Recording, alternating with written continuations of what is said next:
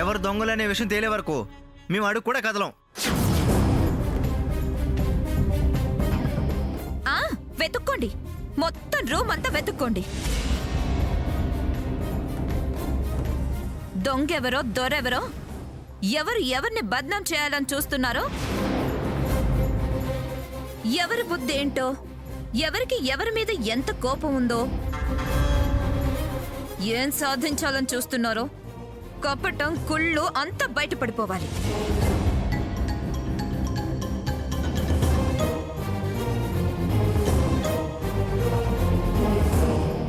వెతికించు బావా, మొత్తం ఏది వదలకుండా ఎవరిని వదలకుండా మొత్తం వెతికించు.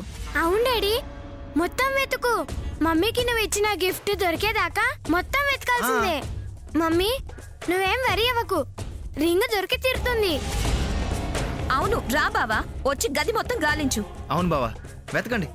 ఒక్కసారి తప్పు చేస్తే జీవితకాలం తప్పుడు మనుషులుగానే బతకాలా? అన్ని నేరాలకు మేమే బాధ్యులుగా ఉండాలా? వెతకండి, బాగా వెతకండి. రండి బావా, రండి. రా బావా, రండి. రా. రండి బావా, రండి. కానివ్వండి, మొత్తం గదంతా వెతకండి. బహుశా నువ్వు అటు వెతుకో.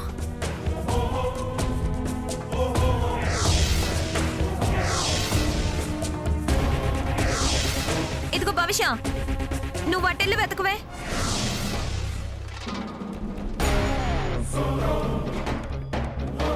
ఇప్పుడైనా నమ్మకం కుదిరిందా మేం చేయలేదని? ఊరికే అనుమానించి అవమానించడం అలవాటైపోయింది. రండి, వచ్చి మాకేది కూడా వెతకండి. రండి, పదండి పదండి.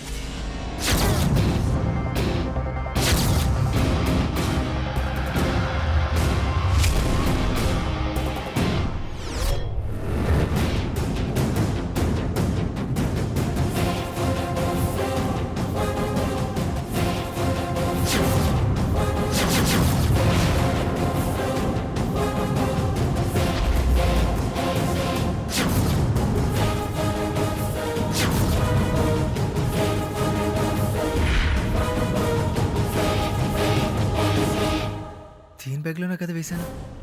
రింగ్ ఏమైంది? అసలు ఎలా మాయమైంది? నేను ఆ బ్యాగ్లో పెట్టు ధర్ని ఏమైనా చూసిందా? అక్కడి నుంచి లేపేసిందా?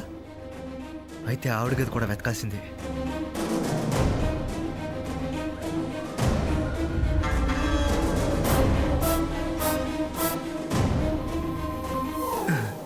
ఇప్పటికైనా అర్థమైందా బావా, ఇది ఇంటి దొంగల పని కాదని, మేము దొంగలం కాదని? ఎక్కడ ఏ దొంగతనం జరిగినా పాత నేరస్తులను విచారించినట్టు అనవసరంగా మా మీద డౌట్ పడ్డారు. మా అందరి మీద నిందవేసి తనే ఆ రింగి దాచిందేమో. షడప్! ఏం మాట్లాడుతున్నావు నువ్వు? తను దాచుకుని పోయిందని ఎందుకంటుంది? చెందుకండి, వాళ్ళకి ఆ ఫీలింగ్ ఉన్నప్పుడు వదిలేయడం. నాగది కూడా వెతకండి. నాగది వెతకండి డాడీ. ఏంటండి నాగదిలో వెతకండి నాగదిలో వెతకండి అంటూ పోటీ పడుతున్నారు? దేనికోసం వెతకడం? మా వదినది 25 లక్షలు విలువ చేసే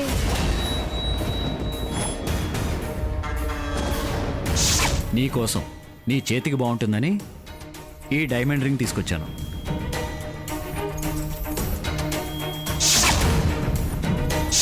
రింగ్ నేను పెట్టిన దగ్గర లేదండి. గదంతా వెతికాను, ఎక్కడ కనిపించలేదు.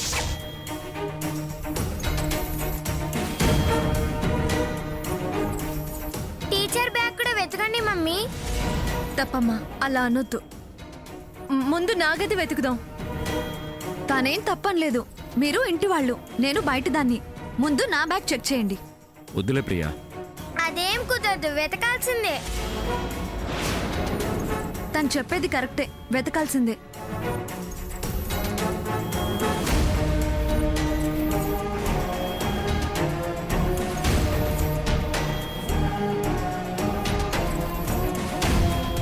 అత్తయ్య వెతుకు.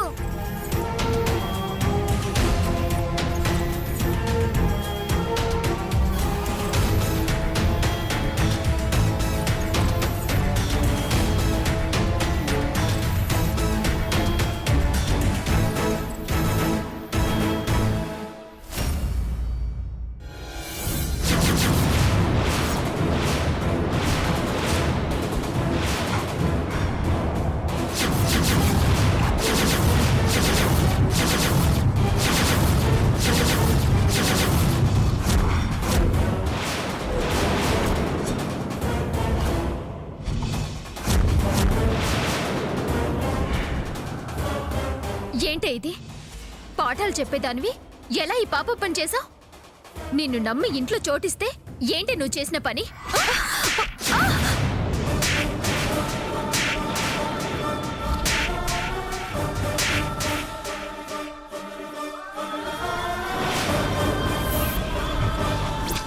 నీ బుద్ధి లాంటిదైతే ఇంక నువ్వు పిల్లలకు విద్యా బుద్ధులేం నేర్పిస్తావే? 2 జీతాలిచ్చి తిండి పెట్టి నీడ కల్పిస్తే ఏం తక్కువైందనే ఈ తప్పుడు పని చేసావు? నా కూతురికి ట్యూషన్ చెప్తావు కదా అని ఇంట్లో చోటిస్తే తిన్నింటికే కన్ను వేయాలని చూస్తావా? ఇంకా ఏమేం నొక్కావు మా కళ్ళు కప్పి? ఇందుకేనా అతి తెలివి ప్రదర్శించి అలా అంటే నీ బ్యాగ్ వెతకకుండా వదిలేస్తామని వెతకండి వెతకండి అని పత్తిత్తులా మాట్లాడా? పరాయి దాన్ని నా బ్యాగ్ ముందు వెతకండి అన్నా నిజంగానే వదిలేస్తే మేమొకళ్ళ మీద ఒకళ్ళం అనుమానపడి కొట్టుకు చచ్చేవాళ్ళం. అయ్యో నన్ను నమ్మండి, నేను ఆ రింగ్ తీయలేదు.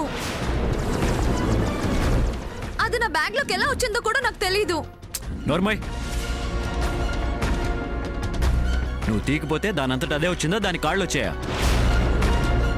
అమాయకంగా నాకు తెలియదండి అంటే నమ్మేస్తావు అనుకున్నావా? పోలీసులకు ఫోన్ చేయమంటావా?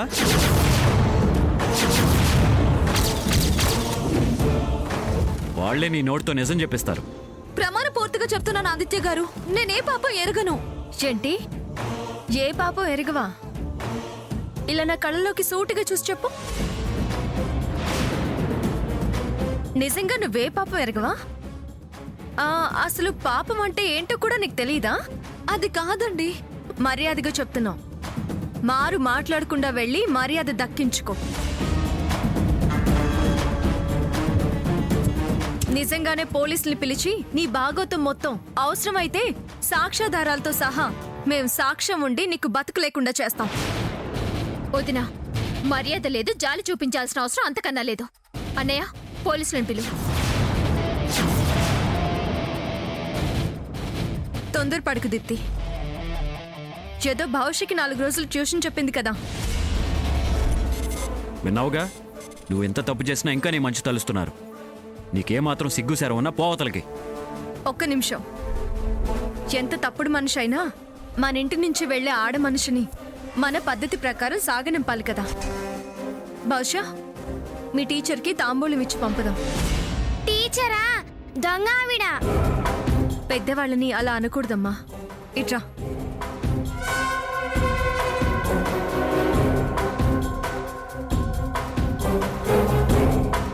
బహుశా ఇవ్వు. అవన్నీ ఏంటి ధరణి? సాంప్రదాయం. ఇలాంటి సంస్కారహీనులకి సాంప్రదాయం ఏంటి? వదిలేయండి. మాటల కన్నా ఇలాంటి చేతలే పరివర్తన కలిగేలా చేస్తాయి. గురుదక్షిణ ఇవ్వాలిగా. చూడు, ఇక నుంచైనా బుద్ధిగా బతకడం నేర్చుకో. ఇవ్వు బహుశా. ఇదిగో, ఇంకెప్పుడు ఏ ఇంట్లో ట్యూషన్ చెప్పకు. ఇలా దొంగతనం చేయకు, బుద్ధిగా బతుకు. తీసుకో. కొంపలు కూల్చుకో, కాస్త మనిషిలా బతుకు. లేకపోతే సత్కారాలు దక్కవు, ఇలా చీత్కారాలి.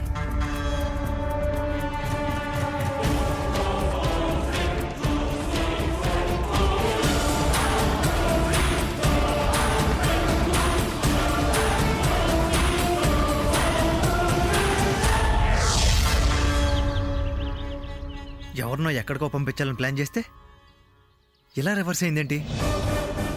ఇలా జరిగిందేంటి? నేను నా చేతులతో దీప్తి బ్యాగ్లో పెట్టిన ఆవంగురం ప్రియా బ్యాగ్లోకి ఎలా వచ్చింది? ఏ విధంగా రక్షించలేని పరిస్థితి వచ్చిందేంటి? పాపం ఎంత బాధపడుతూ వెళ్ళిందో. ఇంక తను ఎలా కలుసుకోవాలి? ఏ మొహం పెట్టుకుని పలకరించాలి? అంతా ఇద్దరిని ప్లానే. ప్రియను కావాలని ఇదంతా చేసింది. తలెత్తుకోకుండా అవమానించింది. ధరణిని అలా ఇంట్లోంచి పంపించాలనుకున్నాను, కానీ ప్రియ వెళ్లాల్సి వచ్చింది. ధరణి, నన్ను రెచ్చగొట్టావు. నీకు పతనం తప్పదు. నీ ఎంత చూడండి నిద్రపోను.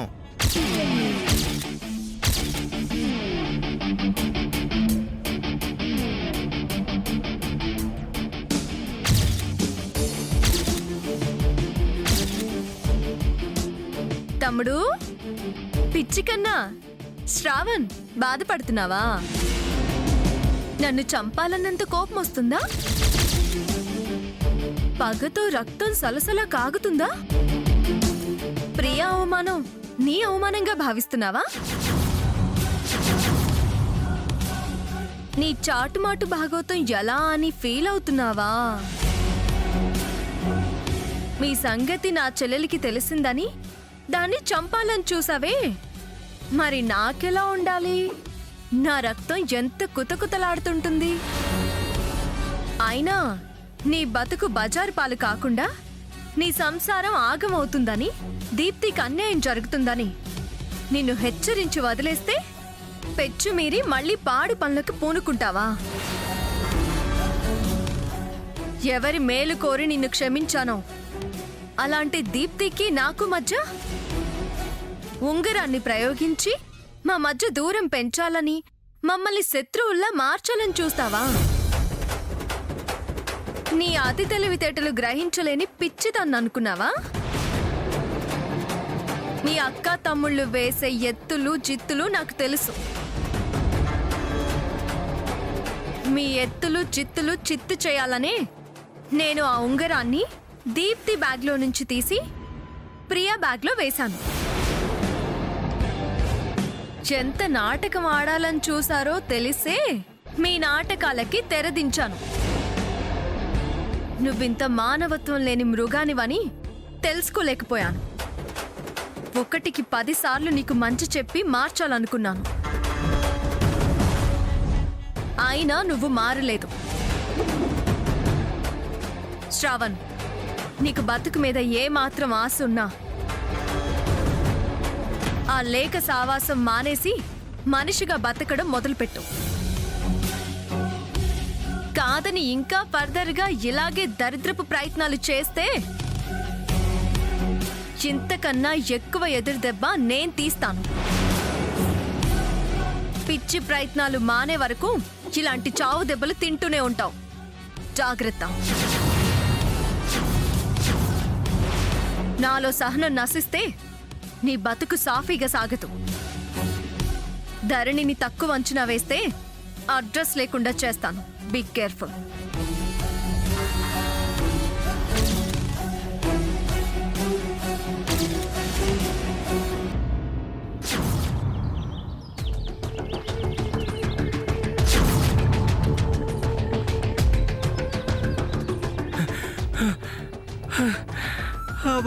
Good morning sir. Good morning madam.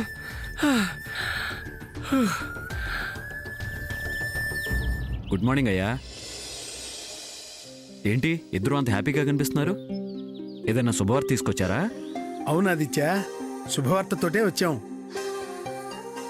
వాళ్ళ గురించి ఏమైనా తెలిసిందా మామయ్య గారు? ఆ, అడ్రస్ సహా అన్ని వివరాలు తెలిసే మేడం.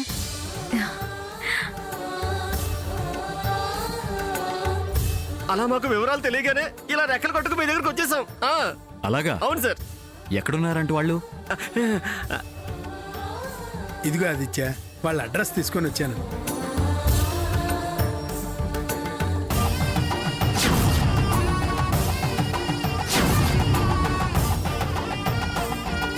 ఒకసారి ఇవ్వండి.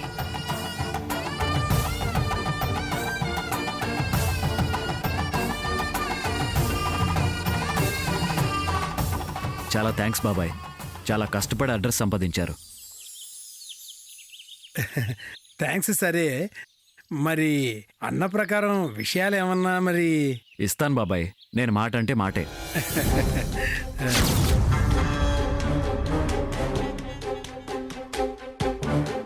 సార్, మనం బయలుదేరి వెళ్ళి కలుద్దామా సార్? అలాగే వెళ్దాం. ఏమంటావు ధరణి? మీరు ఎలా అంటే అలాగేనండి. తిరిగి తిరిగి వచ్చాం. వెంటనే అంటే నా వల్ల కాదు ఆదిత్య. అడ్రస్ ఉంది కదా బాబాయ్, ఇక నువ్వెందుకు? ఇక్కడే ఉండి రెస్ట్ తీసుకో, మేము వెళ్ళొస్తాం. ఎక్కడికి బావా మీరు వెళ్ళేది? అడిగావా? ఎక్కడికి అన్నాక ప్రయాణం చేస్తే మంచిది కాదు. ఇంకా ప్రయాణం కాలేదుగా, తప్పులేదులేండి. పిన్ని వాళ్ళ అడ్రస్ తెలిసింది. వాళ్ళని కలవాలనుకుంటున్నాం. అలాగా అయితే అర్జెంట్గా బయలుదేరండి. ఎక్కడికి అన్నాక వెళ్ళడం మంచిది కాదన్నానుగా. ఎన్ని రోజులు ఆగిన వాళ్ళం, మరో 24 గంటలు ఆగితే నష్టమేం లేదులేండి. రేపు వెళ్ళొచ్చులేండి. ఏమంటావు ఆకాష్? మీరన్నది కరెక్టే అంటానండి. అంతా వీరభద్రస్వామి మహిమే. అవును, ఇన్నేళ్లు పడ్డ కష్టం నష్టం ఆ మహిమే పరిష్కారం చేసింది.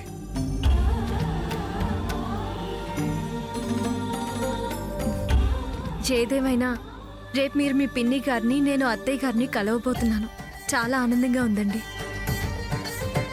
నీ బాధకు కారణమైన వాళ్లను నువ్వు వెళ్ళి కలవటం వల్ల నీ బాధలు తగ్గిపోతాయి.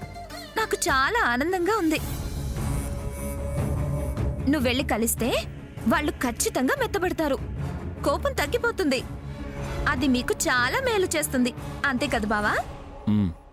అవునులేక. మీరెంత త్వరగా వెళ్ళి కలిస్తే అంత మంచిది. మనశాంతిగా కూడా ఉంటుంది. ఎవరికి మనశ్శాంతి? ఎవరికేంటి? మీకే. మా మనశ్శాంతి సుఖ సంతోషాల గురించి నువ్వు ఆలోచించడం మాత్రం చాలా సంతోషంగా ఉంది. ఆకాష్ సార్? రేపు మన ప్రయాణానికి కావాల్సిన ఏర్పాట్లన్నీ చూడు. అలాగే సార్. వెళ్ళండి వెళ్ళండి. వెళ్ళాక కానీ విషయం అర్థం కాదు.